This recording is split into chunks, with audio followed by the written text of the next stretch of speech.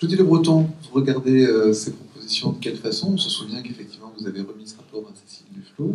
Alors, deux questions, c'est la postérité de ce rapport, qu'est-ce que vous poussez pour la réalisation des recommandations nombreuses et très opérationnelles que vous y avez faites, et comment vous recevez les propositions qui sont faites par les industriels et les associations de collectivités en matière de RIP?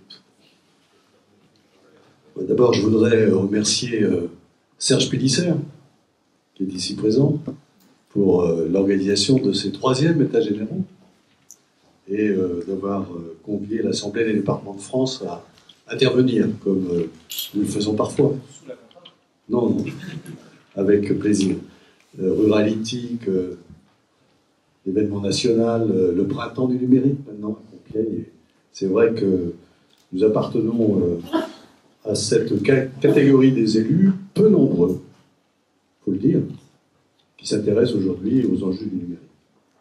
Et cela date, il y a de cela une vingtaine d'années, où des élus pionniers, aventuriers, il faut oser le terme, ont décidé de défricher ce défi auquel notre société était confrontée et qui allait s'amplifier, pensions-nous, tout au long de ce quart de siècle qui vient de se passer. Alors je voudrais faire d'abord, avant d'arriver sur le rapport, 2 ou 3 observations. Sur cette question du numérique, il faut convenir qu'aujourd'hui, les élus sont beaucoup plus préoccupés des réseaux et des tuyaux que des usages. Ça a été effectivement, et c'est tout à fait louable, qu'en matière d'aménagement du territoire, d'égalité républicaine à laquelle nous sommes très attachés, de dire qu'en matière d'aménagement, il y avait là parfois une intuition, parfois une observation et à partir de laquelle un raisonnement s'est développé, et que chacun sentait bien confusément qu'il fallait, par rapport à la fracture territoriale qui existe bien avant la question du numérique, avec notamment les grandes infrastructures, autoroutes, TGV, gaz, électricité, l'énergie, etc. C'est un sujet qui passionne les élus depuis des années et des années. Mais sur ce sujet, j'ai pu observer au fur et à mesure du temps que la difficulté, c'est autant quand, avant nous parlions d'aménagement du territoire, nous n'avions pas besoin d'avoir une culture technique très poussée. Pour discuter des grandes autoroutes et des grandes infrastructures, il n'y a pas besoin d'en savoir la connaissance très pointue de la technologie utilisée, des matériaux, etc., etc. La difficulté très vite qui est apparue, c'est que quand on parle du numérique, si on n'a pas un minimum de culture, y compris des IRU, eh bien je pense qu'on est vite largué sur le sujet. Et ça veut dire qu'effectivement, ça pose d'emblée une question, celle de l'information et la formation des élus, qui est une question, je veux dire, permanente, et qui, depuis les lois de la décentralisation, se sont accrues, compte tenu de la complexité du monde dans lequel nous sommes, que pour des élus qui sont porteurs d'action publique, c'est comment mieux inscrire cette action publique en termes d'efficacité si on ne comprend pas le monde tel qu'il est, où il va, et ce monde qui vient.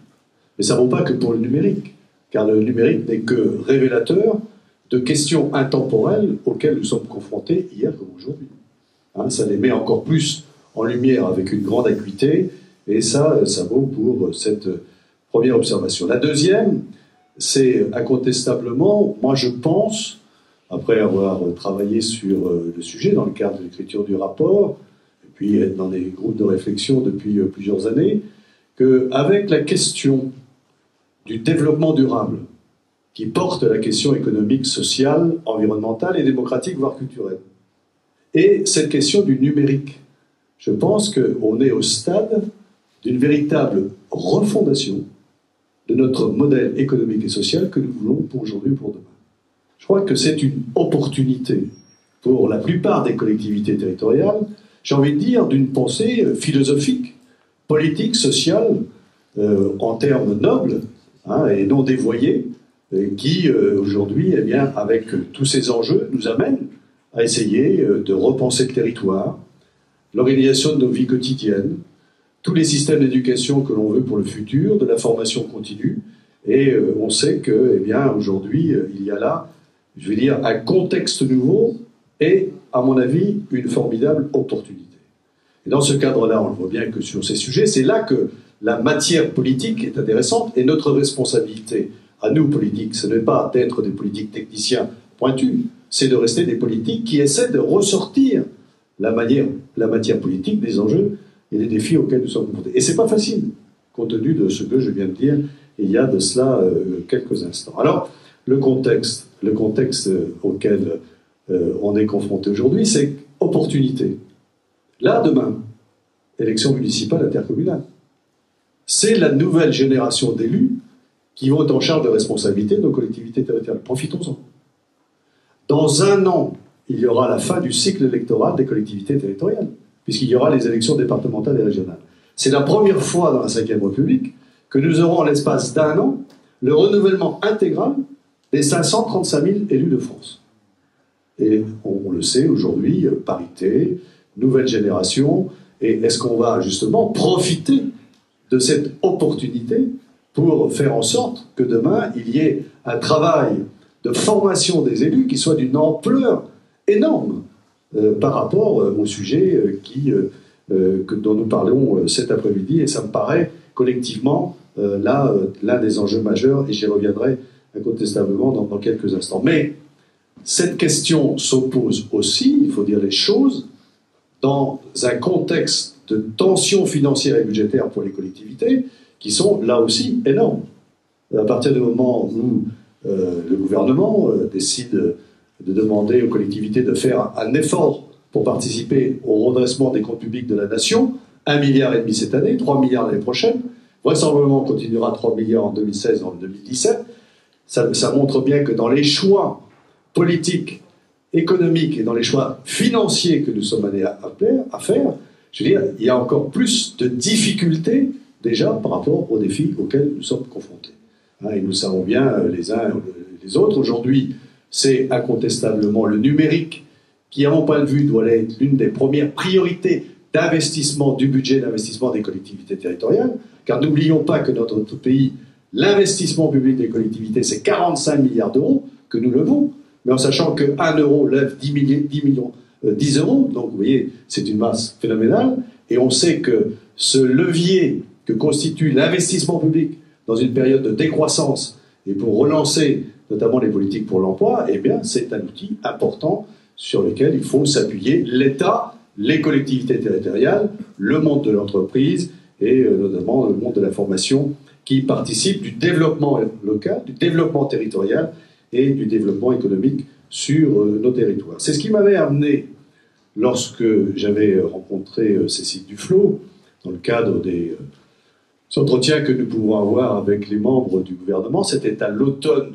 2012, alors que se préparait le plan national très haut débit, pendant la suite du plan national voulu par le gouvernement précédent, sur lequel vraiment une unanimité d'élus s'était retrouvée sur les grandes orientations, c'était de considérer que ce plan qui venait marchait que sur une seule jambe. D'ailleurs, vous avez pu observer que dans la communication, on ne parlait que de réseaux et de tuyaux, mais pratiquement pas des usages, et du développement des usages. C'est là que j'ai dit à Cécile Duflot, dans ce dîner, en disant, moi ce qui m'intéresse sur cette affaire, en quoi les usages vont bouleverser nos vies et l'organisation de nos sociétés, c'est déjà le cas, c'est en marche. C'est parfois subi par notamment des grands groupes qui nous imposent l'évolution qu'ils veulent, notamment de nos territoires, et en quoi nous, collectivités territoriales, élus, citoyens sur nos territoires, nous allons être acteurs des choix qui sont à faire dans ce domaine, et d'où l'idée, m'a-t-elle dit, quelques semaines après, est-ce que vous êtes intéressé de produire un rapport sur le développement des usages, et c'est dans ce cadre-là que nous sommes engagés. Vous avez pu observer la lecture de ce texte, 22 recommandations sont faites, c'est peut-être lié aussi au Code d'Armor, hein, bien entendu, c'était pas innocent, mais au-delà de ce chiffre, vous avez pu observer que nous n'avons, d'ailleurs j'ai pesé auprès des collaborateurs qui m'accompagnaient dans toutes les auditions, parce que nous, Français, face à un certain nombre de questions, première question, quelle organisation institutionnelle des territoires? Alors on allait très vite plonger entre communes, interco, départements, régions, qui est un mal que nous connaissons, nous, les élus, souvent. J'ai dit, il faut écarter de ça. Deuxième question, est-ce qu'il y avait des réponses uniques? Non. Est-ce qu'on parlait simplement de la sphère publique en oubliant la sphère privée? Alors qu'on voit de plus en plus qu'il doit y avoir complémentarité quand on parle de partenariat public-privé, non pas dans les organisations pour répondre aux appels d'offres, mais d'un véritable partenariat entre le monde de l'économie et le monde des collectivités. Il faut, là, incontestablement, qu'il y ait des frontières qui ne soient plus étanches et qu'on soit amené à se parler, à mutualiser, parce que là aussi, il y a des convergences. Donc, on a été plutôt sur l'idée d'un mécano, et dans lequel eh bien, les élus, les acteurs économiques pouvaient puiser là un certain nombre eh bien, d'outils pour être au service des réponses à apporter sur incontestablement nos territoires. J'en viens maintenant notamment aux propositions. Vous avez demandé 3 propositions, je vais vous en faire 4. Mais certaines se recoupent avec ce qui a été dit précédemment. Profitons de l'opportunité des élections municipales et intercommunales pour faire en sorte que demain, dans chaque commune de France, et je dis chaque commune de France, il ne faut pas penser forcément métropole, grande ville. Il y a des hommes et des femmes qui sont innovants, créatifs, quelquefois dans un petit village de 250 habitants, et vous allez avoir un maire d'une ville de 200 000 habitants qui se préoccupe que peu du sujet. Donc c'est une question de personnalité des individus en charge de responsabilité. Et je crois qu'il faut qu'on dise, voilà, maintenant, il doit y avoir un adjoint, un élu en charge du numérique, non pas un élu qui pense pour les autres, mais un élu qui constamment va développer la culture du numérique au sein des membres du conseil municipal, de ses administrations, de ses citoyens, de ses associations, de telle façon que ça irrigue le territoire et que ça puisse notamment pénétrer dans l'esprit du monde associatif, des représentants du monde social, du monde économique, pour que sur un territoire, on bâtisse une communauté des hommes et des femmes complètement mobilisés autour de sujets. Avec ça, on a pensé à l'idée de la création d'un club des élus de l'Internet qui pourraient se retrouver, mais pas pour étant quelque part des initiés, mais au contraire des initiateurs sur ce travail, en savant que c'est pratiquement un travail de bénédictin. C'est une œuvre dont on ne verra jamais la fin. C'est comme les bâtisseurs de cathédrales. Ceux qui commençaient à les construire n'en voyaient jamais l'achèvement. Et on est dans ce cycle historique, incontestablement, y compris sur un sujet comme celui-là, dont on va parler certainement pendant des années et des années. Alors nous proposons un certain nombre de recommandations. Pourquoi pas l'idée de création de postes de coordonnateurs, animateurs sur des territoires déterminés. On a donné, parce que quand on a débattu, on a dit est-ce que c'est la commune, le département, la région, on a dit non. On va prendre l'idée du bassin de vie au titre de l'INSEE, mais c'est simplement une référence. C'est-à-dire que sur un territoire donné, on laisse les acteurs eux-mêmes libres de leur choix. Si c'est dans un petit village de 1000 habitants qui veulent s'organiser entre eux et puis y aller sur le sujet, et puis être dynamique, porter tout cela comme on l'a vu sur d'autres sujets, eh bien c'est le petit village. Si c'est sur un espace urbain de 250 000 habitants, peu importe, un département, une région, on s'en fout. C'est pour que, effectivement, tous ceux et toutes celles qui s'engagent, ils puissent avoir des éléments, là aussi, de cette animation, cette formation, ça a été rappelé, qui est quand même quelque part au cœur du défi auquel nous sommes confrontés. Après, deuxième proposition très précise, c'est qu'on ait aussi l'idée d'un emboîtement de réseau assez souple. On voit bien réponse au niveau local, et puis il y a besoin aussi de se connecter de réseau à réseau. Et pourquoi pas de réseau soit interdépartemental, soit régional ou interrégional, peu importe. C'est les territoires qui vont trouver autour de leur histoire, de leur identité, de leur habitude, eh bien, quelle est la meilleure organisation. Et puis, moi, je suis d'accord aussi qu'il faut qu'il y ait un réseau national qui peut, notamment, tout cela s'interpénètre. C'est pas, je veux dire, planimétrique. On est dans l'espace des 3D, voire 4D. Et pour qu'il y ait, là aussi, une organisation, et je suis d'accord avec Gilles, je pense qu'il faut un établissement public. Alors, quelle forme dans la loi numérique qui vient, puisque Fleur Pellerin l'a annoncé, parle de l'idée d'une agence nationale du numérique, ce qui n'est pas la même chose. Moi, j'ai envie de dire aux élus, aujourd'hui, on le sait avec les lois de décentralisation, plus aucune politique nationale n'est possible sans le concours des collectivités territoriales. Vous pourriez prendre toutes les politiques, même des relations internationales, il y a besoin du concours. Et je ne considère pas les collectivités comme étant un service extérieur de l'État, mais ce sont des collectivités de plein exercice qui doivent participer au sein de l'État avec les représentations nationales à se coordonner, à s'organiser, etc. Et si ça ne vient pas assez vite du côté du gouvernement, ben, on se prend en main. Construisons nous-mêmes l'établissement public national si on le veut. Je veux dire, il n'y a pas d'obligation juridiquement. Si des collectivités territoriales veulent organiser un établissement public national aujourd'hui, elles le peuvent, hein, puisque les textes nous les permettent. Donc, comprenons-nous, à travers nos associations, faisons-le. Et je crois que, moi je suis plutôt assez partisan depuis de nombreuses années, qu'il ne faut pas tout attendre de l'État, et quels que soient les gouvernements, quels qu'ils soient, il faut se prendre en main, prendre son destin, et là aussi s'organiser. Ça me paraît déterminant. On a des associations d'élus pour le faire. Eh bien, allons-y. Alors, j'ai bien compris que juridiquement, l'établissement public national, ça ne peut pas être un établissement public d'association, parce que la loi nous impose que ce soit les collectivités qui délibèrent. Mais par exemple, les laboratoires départementaux d'analyse, on va créer un établissement public national. On l'a fait pour le CEREMA, hein, qui est cet ensemble qui est près du ministère de l'Équipement, ce qui concerne les routes, avec les CT, les CETRA, etc.